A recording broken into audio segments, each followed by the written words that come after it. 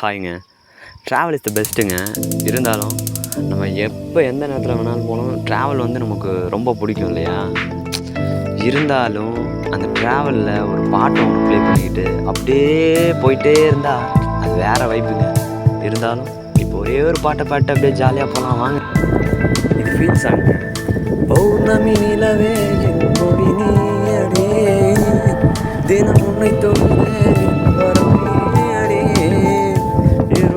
கண்டாலும் நாமும் அருகே நெசமாகிற ஒரு பார்வை பார்த்தாவும் வசமாகிற தூரம் போதும் இருக்கேத்துற இந்த பாவ மனச